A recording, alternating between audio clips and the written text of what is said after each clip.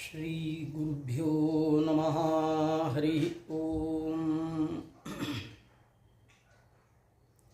ಸೃಷ್ಟಿಸ್ಥಿತ್ಯಪ್ಯಯೇಹ ನಿಯತಿದೃಶಿತಮೋ ಬಂಧಮೋಕ್ಷಾಶ್ಚ ಯಸ್ಮಾತ್ ಅಸ್ಯ ಶ್ರೀ ಬ್ರಹ್ಮರುದ್ರ ಪ್ರಭೃತಿ ಸುರನರದ್ವೀಷ ಶತ್ರುತ್ಮಕಸ್ಯ ವಿಷ್ಣೋರ್ವ್ಯಸ್ತಾಃ ಸಮಸ್ತಾಃ ಸಕಲಗುಣನಿಧಿಃ ಸರ್ವದೋಷವ್ಯಪೇತಃ ಪೂರ್ಣಾನಂದೋ ವ್ಯಯೋ ಯೋ ಗುರುರಪಿ ಪರಮಃ ಚಿಂತಯೇತಂ ಮಹಾಂತಂ. ಓಂ ಜನ್ಮಾದ್ಯಸ್ಯ ಯತೋನ್ವಯಾದಿತರತಶ್ಚ ಅರ್ಥೇಷ್ವವಿಘ್ನಸ್ವರಾಟ್ ತೇನೇ ಬ್ರಹ್ಮಹೃದಾಯಾದಿಕವಯೇ ಮುಹ್ಯಂತಿ ಯಂ ಸೂರಯಃ. ತೇಜೋವಾರಿ ಮೃದಾಂ ಯಥಾ ವಿನಿಮಯೋ ಯತ್ರ ತ್ರಿಸರ್ಗೋ ಮೃಷಾ ಧಾಮ್ನಾ ಸ್ವೇನ ಸದಾ ನಿರಸ್ತಕುಹಕಂ ಸತ್ಯಂ ಪರಂ ಧೀಮಹಿ. ಸ್ವಸ್ತಿ ಶ್ರೀರಸ್ತು ಮೇ ಶಸ್ತಂ ನಿಸ್ತುಲಾತ್ಮನಃ ವಸ್ತುನೋ ನಿತ್ಯಂ ಸಮಸ್ತವ್ಯಸ್ತಯೋಗತಃ. ಬುದ್ಧಿರ್ಬಲಂ ಯಶೋಧೈರ್ಯಂ ನಿರ್ಭಯತ್ವಂ ಅರೋಗತಾ ಅಜಾಡ್ಯಂ ವಾಕ್ಪಟುತ್ವಂಚ ಹನುಮತ್ಸ್ಮರಣಾತ್ ಭವೇತ್. ಭವತಿ ಯದನುಭಾವಾದ್ಯೇಡಮುಕೋಪಿ ವಾಗ್ಮಿ ಜಡಮತಿರಪಿ ಜಂತುರ್ಜಾಯತೆ ಪ್ರಾಜ್ಞಮೌಲಿಃ. ಸಕಲವಚನಚೇತೋ ದೇವತಾ ಭಾರತೀ ಸಾ ಮಮ ವಚಸಿ ನಿಧತ್ತಾಂ ಸನ್ನಿಧಿಂ ಮಾನಸೇ ಚ. ನಮೋ ವಸ್ತಾತ್ವಿಕಾ ದೇವಾಃ ವಿಷ್ಣುಭಕ್ತಿ ಪರಾಯಣಾಃ ಧರ್ಮ ಮಾರ್ಗೆ ಪ್ರೇರಯಂತು ಭವಂತಃ ಸರ್ವ ಏವ ಹಿ. ಮುಕೋಪಿ ಯತ್ ಪ್ರಸಾದೇನ ಮುಕುಂದ ಶಯನಾಯತೆ ರಾಜರಾಜಾಯತೆ ರಿಕ್ತೋ ರಾಘವೇಂದ್ರಂ ತಮಾಶ್ರಯೇ. ಯಸ್ಯ ಪ್ರಚಂಡ ತಪಸಾ ಶ್ರುತಿಗೀತವೃತ್ತಃ ತುಷ್ಟೋ ಹರಿಕಿಲ ವಶಂ ವದತಾಮವಾಪ. ಶ್ರೀಮಧ್ವಸನ್ಮತಪಯೋನಿಧಿ ಪೂರ್ಣಚಂದ್ರಃ ಶ್ರೀ ವಿಷ್ಣುತೀರ್ಥಮುನಿರಾಟ್ ಮುದಮಾತನೋತು. ತಪಸ್ವಾಧ್ಯಾಯ ಶುಶ್ರೂಷಾ ಕೃಷ್ಣಪೂಜಾರತಂ ಮುನಿಂ ವಿಶ್ವೇಶಮಿಷ್ಟದಂ ವಂದೇ ಪರಿವ್ರಾಟ್ ಚಕ್ರವರ್ತಿನಂ. ಆಪಾದಮೌಲಿಪರ್ಯಂತಂ ಗುರೂಣಾಂ ಆಕೃತಿಂ ಸ್ಮರೇತ್. ತೇನ ವಿಘ್ನಾಃ ಪ್ರಣಶ್ಯಂತಿ ಸಿದ್ಧ್ಯಂತಿ ಚ ಮನೋರಥಾಃ. ಸ್ವಸ್ತ್ಯಸ್ತು ಸತಂ. ಪ್ರಾತಸ್ಮರಣೀಯರಾದಂತಹ ಶ್ರೀ ವಿಷ್ಣುತೀರ್ಥರ ಆರಾಧನಾ ಮಹೋತ್ಸವದ ಸಂದರ್ಭ, ಅವರು ಮಾಡಿದಂತಹ ಪರಮೋಪಕಾರ ಅಂದರೆ ಅವರು ಸಾಧಕ ವರ್ಗಕ್ಕೆ ಕೊಟ್ಟಂತಹ ಅನೇಕ ಕೃತಿರತ್ನಗಳು. ತತ್ವಜ್ಞಾನದ ಮಾರ್ಗದಲ್ಲಿ ಹೋಗುವವರಿಗೆ ದಾರಿದೀಪದಂತೆ ಅವರ ಎಲ್ಲ ಪುಸ್ತಕಗಳು, ಗ್ರಂಥಗಳು ಹಾಗೆ ಇರುವಂಥದ್ದು. ಅದರಲ್ಲಿ ವಿಶೇಷವಾಗಿ ಶ್ರೀಮದ್ಭಾಗವತ ಸಾರೋದ್ಧಾರ ಸಮಗ್ರ ವಿಷಯವನ್ನು ನಿರೂಪಣೆ ಮಾಡುವಂತಹ ಪ್ರಸಂಗದಲ್ಲಿ ಅನೇಕ ಪ್ರಕರಣಗಳನ್ನಾಗಿ ವಿಂಗಡಿಸಿ, ವೈರಾಗ್ಯ ಪ್ರಕರಣದಲ್ಲಿ ವೈರಾಗ್ಯದ ಬಗ್ಗೆ ಹೇಳ್ತಾ, ಸಂಸಾರ ಅರಿಷಡ್ವೈರಿಗಳನ್ನು ನಿಗ್ರಹ ಮಾಡಲಿಕ್ಕೆ ಅದು ಒಂದು ಭದ್ರವಾದ ಕೋಟೆ ಅಂತ ತಿಳಿಸ್ತಾ ಇದ್ದ. ಯಾರು ಕಾಮಾದಿ ಶತ್ರುಗಳನ್ನು ಗೆಲ್ಲಬೇಕು ಅಂತ ಬಯಸ್ತಾ ಇದ್ದಾನೆ, ಅಂತಹ ವ್ಯಕ್ತಿ ಏಕಾಏಕಿ ಅವುಗಳ ಮೇಲೆ ತಾನು ನಿಗ್ರಹವನ್ನು ಸಾಧನೆ ಮಾಡೋದು ಅಷ್ಟು ಸುಲಭ ಸಾಧ್ಯ ಅಲ್ಲ.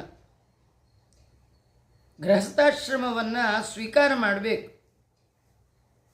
ಅಲ್ಲಿ ಬರುವಂತಹ ವಿಷಯ ಭೋಗಗಳಲ್ಲಿ ಅನುಭವಿಸಿ ದೇವರು ಎಷ್ಟು ಕೊಡ್ತಾನೋ ಅಷ್ಟು ಸಾಕು ಅನ್ನುವಂತಹ ತೃಪ್ತಿ. ಭೋಗ ಸಂದರ್ಭದಲ್ಲಿ ಸಾರವಿಲ್ಲ ಅನ್ನುವ ಅರಿವು, ಜೊತೆಗೆ ಇದು ಶಾಶ್ವತ ಅಲ್ಲ ಅನ್ನುವಂತಹ ನೆನಪು, ಇದು ಅನುಭವದಿಂದ ಮಾತ್ರ ಬರುವಂಥದ್ದು. ಅನನುಭವಿಗಳಿಗೆ ಇದು ಸಾರವಿಲ್ಲ ಅನ್ನುವ ವಿಷಯವಾಗಲಿ, ಇದು ಅನಿತ್ಯ ಅನ್ನುವ ವಿಷಯದಲ್ಲಾಗಲಿ ಯಥಾರ್ಥವಾದ ಜ್ಞಾನ ಬರಲಿಕ್ಕೆ ಸಾಧ್ಯ ಇಲ್ಲ. ಹಾಗೆ ವಿಷಯ ಭೋಗದಲ್ಲಿ ಹೇಯತ ಭಾವ ಬರಬೇಕು, ಕಾಮಾದಿ ಅರಿಷಡ್ವರ್ಗಗಳನ್ನು ಗೆಲ್ಲಬೇಕು ಅಂತಾದರೆ ಗೃಹಸ್ಥಾಶ್ರಮವೇ ಉತ್ತಮವಾದದ್ದು.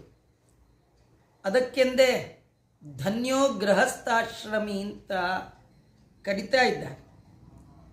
ಭೋಗ ಭಾಗ್ಯವನ್ನು ಉಣ್ಣುವ ಸಂದರ್ಭದಲ್ಲಿ ಹರಿ ಮತ್ತು ಗುರು ಇಬ್ಬರಲ್ಲಿ ಭಕ್ತಿಯನ್ನು ಸಂಪಾದನೆ ಮಾಡಬೇಕು. ಆ ಭಕ್ತಿಯಿಂದ ಕೂಡಿರ್ತಕ್ಕಂತಹ ಸಂಸಾರ ಇದು ಕಾಮಾದಿ ಶತ್ರುಗಳನ್ನು ನಿಗ್ರಹ ಮಾಡಲಿಕ್ಕೆ ಇರುವಂತಹ ಭದ್ರವಾದ ಕೋಟೆ ಅಂತ ತಿಳಿಬಹುದು. ಯಾವ ಜೀವ ಇಂತಹ ಕೋಟೆಯನ್ನು ಆಶ್ರಯ ಮಾಡಿರ್ತಾನೆ ಅವನಲ್ಲಿರುವ ಕಾಮಾದಿ ಶತ್ರುಗಳು ತಮ್ಮಷ್ಟಿಗೆ ತಾವೇ ದುರ್ಬಲರಾಗಿಬಿಡ್ತಾರೆ. ಅವರು ಯಾವ ಆಟವೂ ಕೂಡ ಅವನ ಮೇಲೆ ನಡೆಯೋಲ್ಲ. ಹಾಗಾಗಿ ಅವನು ಯಾವುದೇ ಆಶ್ರಮದಲ್ಲಿ ನಿರ್ಭಯವಾಗಿ ಇರ್ಬೋದು. ನೀನು ಸನ್ಯಾಸಾಶ್ರಮವನ್ನು ಸ್ವೀಕಾರ ಮಾಡಬಹುದು, ಇದು ಒಳ್ಳೆಯದು ಅಂತ ನೀ ತಿಳಿದು ಕೂತಿದ್ದೀಯ. ಇಂದ್ರಿಯ ನಿಗ್ರಹ ಇದೆ ಅಂತಾದವನಿಗೆ ಗೃಹಸ್ಥಾಶ್ರಮವೂ ಕೂಡ ಬಾಧ ಅಲ್ಲ ಅನ್ನೋದನ್ನು ಬ್ರಹ್ಮದೇವರು ಪ್ರಿಯವ್ರತ ಮಹಾರಾಜನಿಗೆ ಹೇಳಿದಂತಹ ಪ್ರಸಂಗವನ್ನು ಈ ಸಂದರ್ಭದಲ್ಲಿ ಶ್ರೀ ವಿಷ್ಣು ತೀರ್ಥರು ತಿಳಿಸಿಕೊಡ್ತಾ ಇದ್ದಾರೆ. ಮತ್ತೊಂದು ವಿಶೇಷ ವಿಷಯ ಅಂದರೆ ಭಕ್ತಿಯಿಂದ ಕೂಡಿದ ಭೋಗ ಅದು ಭೋಗನೇ ಅಲ್ಲಂತ, ಅದು ವೈರಾಗ್ಯಕ್ಕೆ ಕಾರಣ ಆಗುವ ಭೋಗ. ಹರಿ ಮರೆತು ಭೋಗಿಸುವ ಭೋಗಗಳೆಲ್ಲ ಅದು ಮಾತ್ರ ಬಂಧಕಕ್ಕೆ ಕಾರಣ ಆಗುತ್ತೆ, ದೇವರ ಅನುಗ್ರಹಕ್ಕೆ ಕಾರಣ ಆಗೋಲ್ಲ. ಹಾಗಾಗಿ ಭೋಗವೂ ಕೂಡ ವೈರಾಗ್ಯಕ್ಕೆ ಕಾರಣ ಆಗಬೇಕು ಅಂತಾದರೆ ಅದರಲ್ಲಿ ಭಕ್ತಿಯ ಬೆರಕೆ ಇರಬೇಕು. ಭಕ್ತಿಯಿಂದ ಕೂಡಿದ ಭೋಗ ಬಂಧನಕ್ಕೆ ಕಾರಣ ಆಗದೆ ಬಿಡುಗಡೆಗೆ ಕಾರಣ ಆಗತ್ತೆ ಅನ್ನುವ ವಿಷಯವನ್ನು ಪ್ರಿಯವ್ರತ ಮಹಾರಾಜರ ಕಥೆಯಲ್ಲಿಯೇ ವಿಷ್ಣು ತೀರ್ಥರು ನಿರೂಪಣೆ ಮಾಡ್ತಾ ಈ ಮಂಗಳ ಪದ್ಯವನ್ನು ಇಲ್ಲಿ ನಿಬಂಧನೆ ಮಾಡಿದ್ದಾರೆ. ಆ ಮಂಗಳ ಪದ್ಯವನ್ನು ನಾನು ಒಮ್ಮೆ ಉಚ್ಚಾರ ಮಾಡ್ತೇನೆ, ನೀವು ಅದನ್ನು ಮತ್ತೆ ಹೇಳಿ. ಸ್ವಪುತ್ರೇಭ್ಯ ಇಮಾಂ ಗಾಂ ಯಥಾದಾಯಂ ವಿಭಜ್ಯ ಭುಕ್ತಭೋಗಾಂಚ ಮಹಿಷೀಂ ಮೃತಕಮಿವ ಸಹ ಮಹಾವಿಭೂತಿ ಅಪಹಾಯ ಸ್ವಯಂ ನಿಹಿತರಿರ್ವೇದಃ ಹೃದಯ ಗೃಹೀತ ರುಚಿರ ಹರಿ ವಿರಾಗಾನುಭವಃ ಭಗವತೋ ನಾರದಸ್ಯ ಪದವೀಂ ಅನುಸಸಾರ. ಪಂಚಮಸ್ಕಂದದ ಭಾಗವಾದ ಕಾರಣ ಪದ್ಯಗಳೆಲ್ಲ ಗದ್ಯ ರೂಪದಲ್ಲಿ ಇರುವಂಥದ್ದು. ಸ್ವಪುತ್ರೇಭ್ಯ ಇಮಾಂ ಗಾಂ ಯಥಾದಾಯಂ ವಿಭಜ್ಯ ಭುಕ್ತ ಭೋಗಾಂಚ ಮಹಿಷೀಂ ಮೃತಕಮಿವ ಸ ಮಹಾವಿಭೂತಿಂ ಅಪಹಾಯ ಸ್ವಯಂ ನಿಹಿತ ನಿರ್ವೇದಃ ಹೃದಯ ಗೃಹೀತ ರುಚಿರ ಹರಿ ವಿಹಾರಾನುಭವೋ ಭಗವತೋ ನಾರದಸ್ಯ ಪದವೀಂ ಅನುಸಸಾರ. ಪ್ರಿಯವ್ರತ ಮಹಾರಾಜರ ಅಂತಿಮ ನಿರ್ಧಾರ, ಅಂತಿಮ ವ್ಯವಹಾರ, ಕಡೆಗಾಲದಲ್ಲಿ ಅವರು ಕಳೆದ ಕಾಲದ ಪರಿಯನ್ನು ಈ ಸಂದರ್ಭದಲ್ಲಿ ವರ್ಣನೆ ಮಾಡ್ತಾ ಇದ್ದಾರೆ. ಪ್ರಿಯವ್ರತ ಮಹಾರಾಜ ಸಾಕಷ್ಟು ಭೋಗವನ್ನು ಭೋಗಿಸಿದ ಮಹಾನುಭಾವ. ಅವನು 100 ಕೋಟಿ 10 ವರ್ಷಗಳ ಕಾಲ ಈ ಭೂಮಿಯನ್ನು ತಾನು ಆಳಿದ್ದಾನೆ. ಅಂದರೆ ಬಹುದೀರ್ಘ ಕಾಲದ ಅಧಿಕಾರದ ಭೋಗವನ್ನು ಉಂಡಂತಹ ಭಾಗ್ಯವಂತ ಪ್ರಿಯವ್ರತ ಮಹಾರಾಜ. ಇಷ್ಟು ದೀರ್ಘಕಾಲದ ಅವಧಿ ಅಧಿಕಾರ ಇದ್ದರೂ ಕೂಡ ಭಕ್ತಿಯಿಂದ ದೇವರು ಕೊಟ್ಟ ಅಧಿಕಾರ ಇದು ಅಂತ ಅದನ್ನು ಭೋಗ ಮಾಡಿದ ಕಾರಣ ಅಂತ್ಯಕಾಲದಲ್ಲಿ ಅತ್ಯಂತ ಸುಲಭವಾಗಿ ಆ ಅಧಿಕಾರವನ್ನು ಪರಿತ್ಯಾಗ ಮಾಡಿದ. ಹಾಗೆ ಕೋಟಿ ಕೋಟಿ ವರ್ಷಗಳ ಕಾಲ ಭೋಗ ಮಾಡಿದ ಭೂಮಿಯನ್ನು ಯಥಾಯೋಗ್ಯವಾಗಿ ತನ್ನ ಮಕ್ಕಳಿಗೆ ಹಂಚಿದ್ದಾನೆ. ಯಥಾಯೋಗ್ಯವಾಗಿ ಹಂಚಿದ ಪ್ರಿಯವ್ರತ ಮಹಾರಾಜ ತನಗೊಂದು ಸ್ವಲ್ಪ ಇರಲಿ ಅಂತ ಇಟ್ಕೊಳ್ಳೇ ಇಲ್ಲ. ತಾನು ಏನೆಲ್ಲ ಪರಂಪರೆಯಿಂದ ಭೂಭಾಗ ಬಂದಿತ್ತು, ಅಖಂಡ ಈ ಭೂಭಾಗವನ್ನು ಯಾವ ಯಾವ ಮಕ್ಕಳಿಗೆ ಎಷ್ಟೆಷ್ಟು ಕೊಡಬೇಕು ಅಂತಿದೆಯೋ, ಪಾಲು ಸಿಗಬೇಕು ಅಂತಿದೆಯೋ ಅಷ್ಟನ್ನು ಹಂಚಿಕೊಟ್ಟಿದ್ದಾನೆ. ಸ್ವಪುತ್ರೇಭ್ಯ ಇಮಾಂ ಗಾಂ ಯಥಾದಾಯಂ ವಿಭಜ್ಯ, ವಿಭಾಗ ಮಾಡಿ ತಾನು ಭೋಗಿಸಿದ ಎಲ್ಲ ಭೋಗ ಪದಾರ್ಥವನ್ನು ಯಾವುದೇ ಆಯಾಸ ಇಲ್ಲದಂತೆ ಬಿಟ್ಟನಂತೆ. ಅದಕ್ಕೆ ಭಾಗವತದಲ್ಲಿ ಕೊಡುವಂತಹ ಉದಾಹರಣೆ, ಅವನು ಮನೆಯನ್ನು ಬಿಟ್ಟ, ಅಧಿಕಾರವನ್ನು ಬಿಟ್ಟ, ಮಕ್ಕಳನ್ನು ಬಿಟ್ಟ, ಮಡದಿಯನ್ನು ಬಿಟ್ಟ. ಹೇಗೆ ಬಿಟ್ಟ? ಮೃತಕಮಿವ ಅಂತ ವರ್ಣನೆ ಮಾಡ್ತಾ ಇದ್ದಾರೆ. ಬಂಧು ಜನ ಶವಯಾತ್ರೆಯ ಸಂದರ್ಭದಲ್ಲಿ ಹೋಗ್ತಾರೆ. ಸ್ಮಶಾನದ ತನಕ ಹೋಗಿ ಅಲ್ಲಿ ಶವವನ್ನು ಬಿಟ್ಟು ಬಂದುಬಿಡ್ತಾರೆ. ಬಿಡಲಿಕ್ಕಾಗಿಯೇ ಅಲ್ಲಿಗೆ ಹೋಗಿರ್ತಾರೆ. ಅವರು ಹೇಗೆ ಸತ್ತ ವ್ಯಕ್ತಿಯ ಶರೀರವನ್ನು ಯಾವುದೇ ಭಾವನೆ ಇಲ್ಲದೆ ಬಿಟ್ಟು ಬಂದು ಬಿಡ್ತಾರೋ, ಸ್ವಲ್ಪವೂ ಅದರ ಮೇಲೆ ಆಸೆ ಮಾಡೋಲ್ಲ. ಇನ್ನೊಂದು ಅರ್ಧ ಗಂಟೆ ತೊಗೊಂಡೋಗಿ ಮನೇಲಿ ಇಟ್ಕೊಳ್ಳೋಣ ಅಂತ ಯಾರೂ ಅನ್ನೋಲ್ಲ. ಹೇಗೆ ಮೃತಕಮಿವ ಶವವನ್ನು ಸುಲಭವಾಗಿ ಯಾವುದೇ ಕಷ್ಟ ಇಲ್ಲದೆ ಪರಿತ್ಯಾಗ ಮಾಡುವಂತೆ ಈ ಪ್ರಿಯವ್ರತ ಮಹಾರಾಜ ಅಖಂಡ ಭೂಮಂಡಲದ ರಾಜ್ಯ ಪದವಿಯನ್ನು, ಸಾಮ್ರಾಜ್ಯ ಮಹಾಲಕ್ಷ್ಮಿಯನ್ನು, ರಾಣಿಯನ್ನು ಎಲ್ಲವನ್ನೂ ಬಿಟ್ಟು ವೈರಾಗ್ಯವನ್ನು ಹೊಂದಿ ಹೃದಯದ ಒಳಗೆ ಭಗವಂತನ ಅದ್ಭುತವಾದ ಮಹಿಮಾತಿಶಯವನ್ನು ತುಂಬಿಕೊಂಡು ನಾರದರು ಮೊದಲೇ ಉಪದೇಶ ಮಾಡಿರ್ತಕ್ಕಂತಹ ನಿವೃತ್ತಿ ಮಾರ್ಗ ಅಂತೇನಿದೆ, ಅಂತಹ ನಿವೃತ್ತಿ ಮಾರ್ಗದ ಸನ್ಯಾಸವನ್ನು ಆ ಪ್ರಿಯವ್ರತ ಮಹಾರಾಜ ತಾನು ಸ್ವೀಕಾರ ಮಾಡಿದ ಅನ್ನುವ ಕಥೆ ಪಂಚಮ ಸ್ಕಂದದಲ್ಲಿ ಬರ್ತಾ ಇದೆ. ಕಾರಣ, ಇಷ್ಟು ಸುಲಭವಾಗಿ ಅಧಿಕಾರ ಎಲ್ಲವನ್ನೂ ಪರಿತ್ಯಾಗ ಮಾಡಿ ವೈರಾಗ್ಯದಿಂದ ಸನ್ಯಾಸಾಶ್ರಮವನ್ನು ಸ್ವೀಕಾರ ಮಾಡಿದ ಅನ್ನಬೇಕಾದರೆ ಅವನು ಭೋಗಿಸುವ ಸಂದರ್ಭಕ್ಕೂ ಮೊದಲು ಅವನಲ್ಲಿ ಭಕ್ತಿ ಇತ್ತು, ದೇವರ ಬಗೆಗೆ ಒಳ್ಳೆಯ ಅರಿವಿತ್ತು. ಹುಟ್ಟಿನಿಂದಲೇ ಭಗವದ್ಭಕ್ತಿ. ಮೇಲೆ ನಾರದರ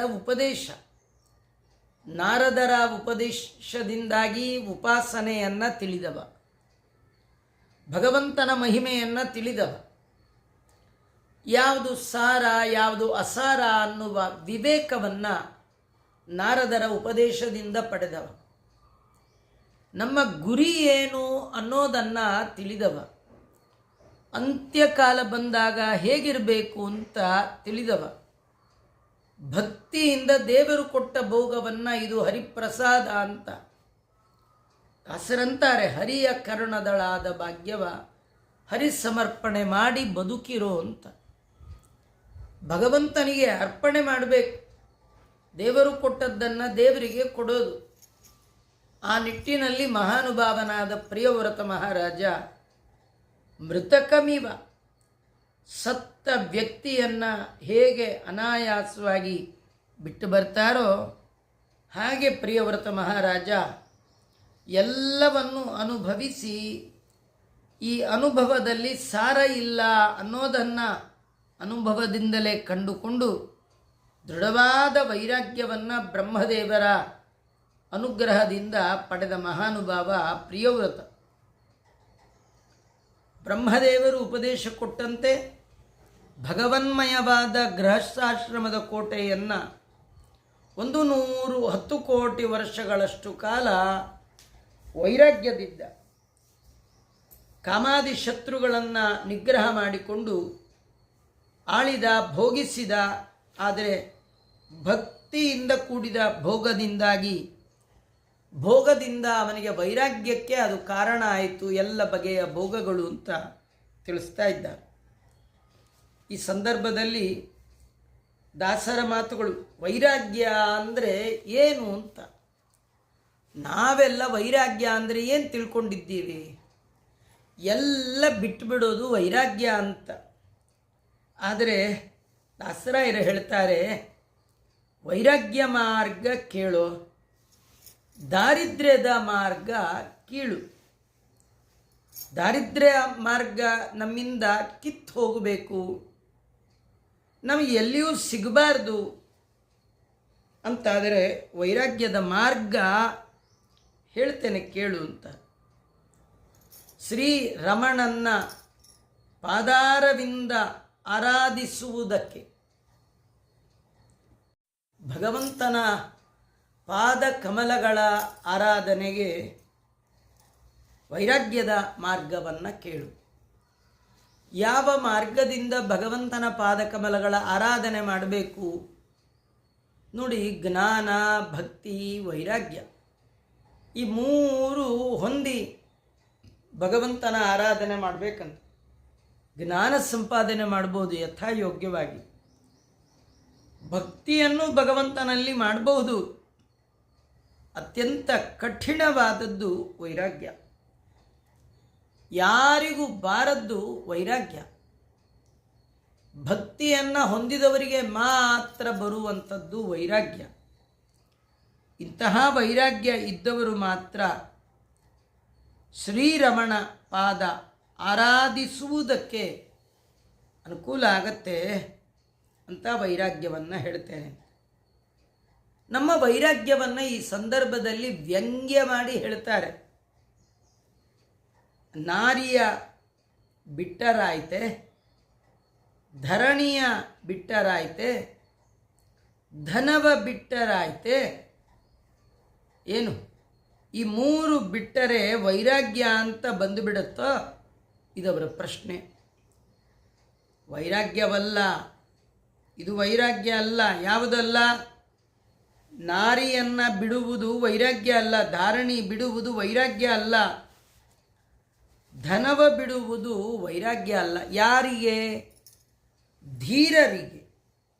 ಧೀರರು ಅಂದರೆ ಬುದ್ಧಿಯಲ್ಲಿ ಭಗವಂತನನ್ನು ಇಟ್ಟು ಚಿಂತನೆ ಮಾಡುವವರು, ಮನಸ್ಸಿನಲ್ಲಿ ದೇವರ ಪಾದಾರವಿಂದವನ್ನು ಇಟ್ಟು ನಿರಂತರವಾಗಿ ಯಾರು ಚಿಂತನೆ ಮಾಡ್ತಾರೆ, ಹೆಂಡ್ತಿನ ಬಿಡೋಲ್ಲ, ಅವರು ಏನನ್ನು ಬಿಡೋದು, ಎಲ್ಲದರ ಒಟ್ಟಿಗೆ ಸಾಧನ ಮಾಡ್ತಾರೆ. ಅದಕ್ಕೆ ಅಂದರೂ ಹೆಂಡತಿ ಸಂತತಿ ಸಾಸಿರವಾಗಲಿ, ಸಂಸಾರವೆಂಬಂಥ ಸೌಭಾಗ್ಯ ಇರಲಿ. ಹಾಗಾದರೆ ವೈರಾಗ್ಯ ಅಂದರೆ ನಾವು ಅಂದ್ಕೊಂಡದ್ದು ಅಲ್ಲ ಅಂತ ಮೊದಲು ಹೇಳ್ತಾರೆ. ಶರೀರಕ್ಕೆ ಆಪಾದ ಭಸುಮವ ಧರಿಸಿಕೊಂಡು ಚೀರ ವಸ್ತ್ರವನ್ನುಟ್ಟು ತಿರುಗಿದರೂ ಏನು ಪ್ರಯೋಜನ ಇಲ್ಲ.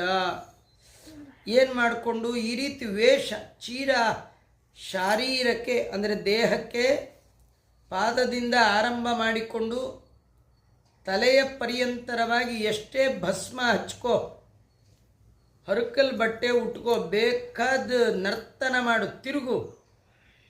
ಆದರೆ ಅದರಿಂದ ಏನು ವೈರಾಗ್ಯ ಅಂತ ಯಾರು ಕರೆಯಲ್ಲ. ಯಾರಾದರೂ ಅವನನ್ನು ಅವಧೂತರೆಂಬರ, ಯಾರಾದರೂ ತಿಳಿದವರು ಅವನನ್ನು ಅವಧೂತ ಅಂತ ಯಾರು ಅನ್ನೋಲ್ಲ. ಸಾರಿಗೆ ಇನ್ನು ಕರೆವರೇನೈ ವೈರಾಗ್ಯವೆಂಬಂಥ ವಾರುತಿಯೊಂದಿಲ್ಲದೆ ಮೇಲೆ ಮೇಲೆ ಅವನನ್ನು ನೋಡಿ ಬೇರೆ ಬೇರೆ ಹೆಸರುಗಳಿಂದ ಕರೀತಾರೆ ವಿನಃ ಅವನಿಗೆ ಹುಡುಕು ನೋಡಿದ್ರೂ ಒಂಚೂರು ವೈರಾಗ್ಯ ಎಂಬತಕ್ಕಂಥದ್ದು ಇಲ್ಲ ಅಂತೆ. ವೈರಾಗ್ಯದ ವಾರ್ತೆಯೇ ಇಲ್ಲ, ಸುದ್ದಿಯೇ ಇಲ್ಲ ಅಂತಾರೆ. ನಾರಾಯಣಗೆ ಇದು ಪ್ರಿಯವಲ್ಲ, ಭಗವಂತನಿಗೆ ಪ್ರೀತಿಕಾರಕವಾದ ವೈರಾಗ್ಯ ಇದಲ್ಲ ಅಂತ ಹೇಳ್ತಾರೆ. ರಾಗ ಭೋಗಗಳು ಆಗಲಿ ದೇಹಕ್ಕೆ, ರಾಗ ಭೋಗಗಳು ಆಗಲಿ ದೇಹಕ್ಕೆ, ಯಾಗಗಳು ಮಾಡಿ ಹರಿಗರ್ಪಿಸೆ ಪರಿತ್ಯಾಗವ ಮಾಡದೆ ಹರಿಯಿಂದಾದುದು ಎಂದು ಭೋಗಿಸುತ್ತಿಪ್ಪುದೇ ವೈರಾಗ್ಯ. ವೈರಾಗ್ಯ ಎರಡೆರಡು ಬಾರಿ ಹೇಳ್ತಾರೆ. ವೈರಾಗ್ಯ ಅಂದರೆ ಏನು ಗೊತ್ತಾ? ವೈರಾಗ್ಯ ಅಂದರೆ ಇದೆ, ರಾಗ ಭೋಗಗಳನ್ನು ದೇಹಕ್ಕೆ ಅಂತ ಅರ್ಪಣೆ ಮಾಡಬೇಕಂತ. ದೇಹ ಆತ್ಮ ಬೇರೆ ಅನ್ನುವ ಜ್ಞಾನ ಇರಬೇಕು. ಭಗವಂತ ನಿನ್ನ ಪ್ರೀತಿಗಾಗಿ ಇದನ್ನು ಧಾರಣೆ ಮಾಡ್ತೇನೆ ಎನ್ನುವ ಎಚ್ಚರಿಕೆ ಬೇಕು. ಹಾಗಾಗಿ ಭೋಗ ರಾಗ ದೇಹಕ್ಕೆ ಆಗಲಿ, ಇದು ಒಂದು ಯಜ್ಞ, ಭಗವಂತನ ಅರ್ಪಣೆಗೆ ಯೋಗ್ಯವಾದ ಯಜ್ಞ ಅಂತ ದೇಹಕ್ಕೆ ಯಾಗಗಳು ಮಾಡಿ ಹರಿಗೆ ಅರ್ಪಿಸೇ ಎಲ್ಲವನ್ನೂ ಮಾಡಿ ಕೃಷ್ಣಾರ್ಪಣ ಅಂತ ಭಗವಂತನಿಗೆ ಅರ್ಪಣೆ ಮಾಡಿ ಪರಿತ್ಯಾಗವ ಮಾಡದೆ ಹರಿಯಿಂದಾದುದ ಎಂದು ಯಾವುದನ್ನು ಬಿಡಬೇಕಾದ್ದಿಲ್ಲ. ಎಲ್ಲವೂ ಭಗವಂತ ಕೊಟ್ಟದ್ದು ಅಂತ ತಿಳಿದು ಭೋಗ ಮಾಡಬೇಕಂತ. ಯಾಕಂದರೆ ಪ್ರಿಯವ್ರತ ಮಹಾರಾಜರಿಗೆ ಬ್ರಹ್ಮದೇವರು ಹೇಳುವಾಗ ಮತ್ತೊಂದು ಮಾತು ಹೇಳ್ತಾರೆ. ನೀನು ನಿಮ್ಮಪ್ಪ ಕೊಡುವ ರಾಜ್ಯ ಬೇಡ, ಅದು ಬೇಡ, ಇದು ಬೇಡ, ಏನು ಬೇಡ, ಮದುವೆ ಬೇಡ, ಮಕ್ಕಳು ಬೇಡ, ಇದು ವೈರಾಗ್ಯ ಅಲ್ಲ ಅಂತಾರೆ ಬ್ರಹ್ಮದೇವರು.